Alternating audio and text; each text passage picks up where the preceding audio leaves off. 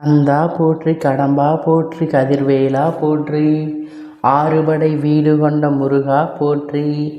என் தங்கமே, இன்று இந்த முருகன் உனக்கு ஒரு உத்திரவாதம் தருகிறேன். இன்று சற்று நேரம்தான் உன் கண்ணீர் சிந்த வைத்தவர்களை உன்னுடைய காலடியில் மண்டியிட வைக்கப் போகிறேன். என் குழந்தை, இதை உன் அப்பன், உன் முருகப்பன் நான் செய்வேன் என்று நீ நம்பினால் மட்டும் என் வாக்கினை இனி தொடர்ந்து நீ கேட்க வேண்டும்.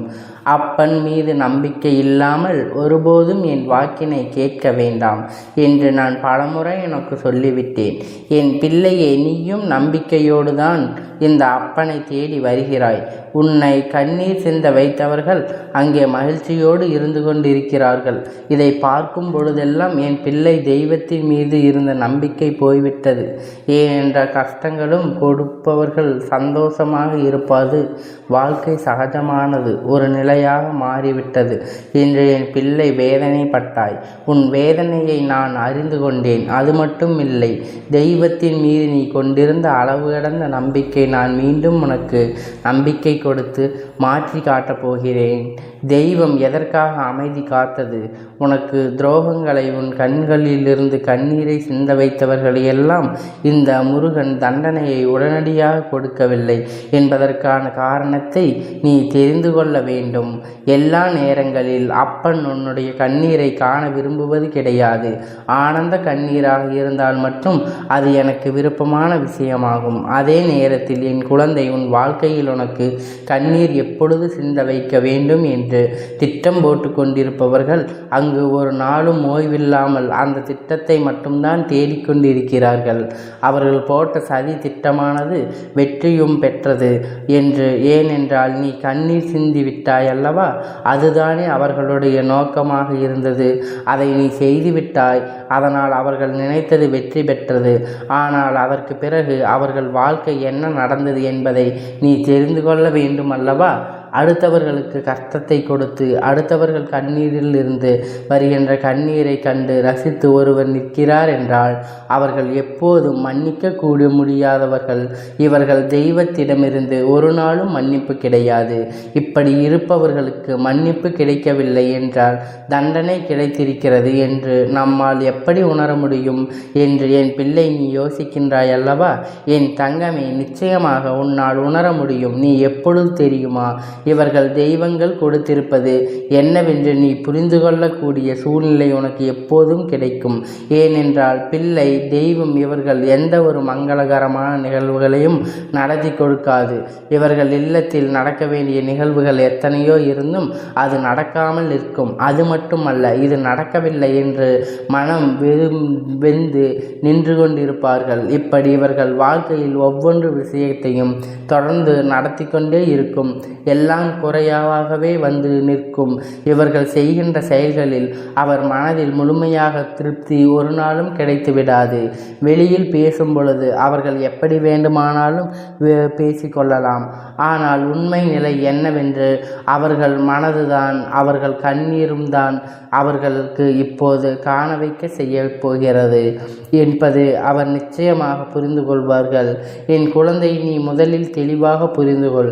தெய்வம் யாருக்கும் ஆசையை வழங்கும். நல்லது செய்கிறார்கள், மற்றவர்கள் வாழ்க்கையில் நல்லது நினைத்தவர்களை பற்றி நினைக்கவே இல்லையே என்று கெட்ட நினைவாக இருக்கிறார்கள் என்று மட்டும் எப்போதும் தெய்வத்தை நினைத்து கொடுக்கும் என்பது. அதே நேரம் என் குழந்தை, இந்த வாழ்க்கை நீ நினைத்த விஷயங்கள் எல்லாம் நடக்கும் பொழுதும் நீ உணர வேண்டிய ஒரு நல்ல விஷயம் என்னவென்றால், ஏதோ ஒரு காரணத்திற்காக தான் தெய்வம் நமக்கு இதை விடாமல் செய்கிறது என்று என் பிள்ளை, இந்த நேரத்தில் நீ இதையெல்லாம் தெரிந்து கொள்ள வேண்டிய கட்டாயம் என்ன தெரியுமா? உனக்கு கண்ணீர் சிந்த வைத்தவர்களை நிலை என்னவென்று நீ தெரிந்து கொள்ள வேண்டும் என்றால், நினைப்பவர்கள் காரணம் நீயும் ஒரு நாள் யாரையும் கண்ணீர் சிந்த வைக்கக்கூடாது. யாரும் ஒருவரின் கண்ணீருக்கு நீ காரணமாக இருக்கக்கூடாது. அது பாவத்திலும் மிகப்பெரிய பாவம். அவர்கள் தெய்வத்திடம் வந்து கண்ணீர் சிந்தும் பொழுது அந்த வார்த்தைகள் தான் முதலில் மதிப்பு என்பதை நீ மறந்து விடாதே. அவர்கள் தெய்வத்தை வணங்கலாம், தெய்வத்திடம் எல்லா வேண்டுதலையும் வைக்கலாம். ஆனால் தெய்வங்கள் அவர்களை ஒரு நாளும் கண்ணெடுத்து பார்க்கவில்லை என்பதுதான் உண்மை. இது போன்ற செய்கின்றவர்களுக்கு கிடைக்கின்ற மிகப்பெரிய தண்டனை என்பதை நீ புரிந்து கொள்ள வேண்டும். அவர்கள் வெளியில் பேச்சுக்கு என்ன வேண்டுமானாலும் சொல்லிவிட்டு திரியலாம், எப்படியெல்லாம் முதல் வாழ்க்கை மாறிவிட்டது சொல்லலாம். தெய்வங்கள் அவர்களுக்கு உறுதுணையாக இருப்பதாக வெளிக்காட்டலாம். ஆனால் உண்மை நிலை அவர் குடும்பத்தில் ஏற்படுகின்ற ஒவ்வொரு பிரச்சனைகள் என்பதையெல்லாம் அதனை வெளிக்காட்டிவிடும். இனிமேல் இவர்களுடைய வாழ்க்கை நான் பார்த்து கொள்கிறேன். இனி இவர்கள் உன் வாழ்க்கையில் வரக்கூடாது என்பதை என்னுடைய முடிவு. அடுத்தவர்கள் கண்ணீரை கண்டு ரசிப்பவர்கள் இந்த உலகத்தில் இருக்க மாட்டார்கள். அப்பேற்பட்ட ஒருவர் காரியத்தை செய்தவர்களுக்கு தண்டனை பலமுறை இருக்க வேண்டும் என்பது நான் உன்னிடத்தில் இட்ட ஆணையாகும். நீ மறந்துவிட்டு ஒன்று தெரியாதது போல அந்த உறவு தொடர்ந்து கொண்டிருப்பதாய் அது நடந்துவிடக்கூடாது. அதனால் எப்போதும் எந்த விஷயமும் சரியாக நடக்க வேண்டியும் என்பதை தெளிவாக புரிந்து கொண்டு அதன்படி நடந்து கொள்ள வேண்டும். பிள்ளையே, இந்த கண்ணீரை காரணமானவர்கள் எப்போதும் அதற்கு பதிலை சொல்லியே ஆக வேண்டும். இது ஒன்றுதான். உன்னுடைய கண்ணீர் சிந்த வைத்தவர்கள், உன் கண்ணீரை கண்டு ரசித்தவர்கள், எப்போதும் நீ கண்ணீர் சிந்திக்கொண்டே இருக்க வேண்டும் என்று நினைப்பவர்கள், இவர்கள் முன்னிலையில் எல்லாம் என் பிள்ளை நீ வாழ்ந்து காட்டப் போகிறாய். இந்த அப்பன் உன்னை வாழ வைக்கப் போகிறேன். உன் வாழ்க்கையில் என்ன கொடுக்க வேண்டும் அதை சரியான நேரத்தில் உனக்கு கொடுத்து உனக்கானவற்றையெல்லாம் இந்த வாழ்க்கையில் முழுமையாக நான் தரப்போகிறேன். அவர்களுக்கு தண்டனை சர்வ நிச்சயமாக கிடைக்கும். காலம் முழுவதும் நினைத்து நினைத்து வருத்தப்பட்டு அவர்கள் வாழ்க்கை பல பிரச்சனைகள் நடக்கும்.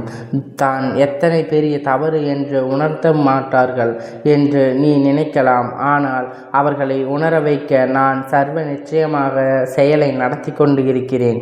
என் குழந்தையை மன்னித்து ஏற்றுக்கொள்வது வேண்டும் என்று விட்டு தள்ளுவதும் உன்னுடைய விருப்பம். அதில் ஒரு நாளும் உன் அப்பன் நான் தலையிட மாட்டேன். சரியான நேரத்தில் சரியான முடிவுகளை எடுத்துக்கொண்டால் போதும். என் தங்க பிள்ளையே, உனக்கு என்றுமே இந்த முருகன் ஆசீர்வாதம் முழுமையாக கிடைத்து கொண்டே இருக்கும். ஓம் கந்தா போற்றி, கடம்பா போற்றி, கதிர்வேலா போற்றி, ஆறுபடை வீடு கொண்ட முருகா போற்றி.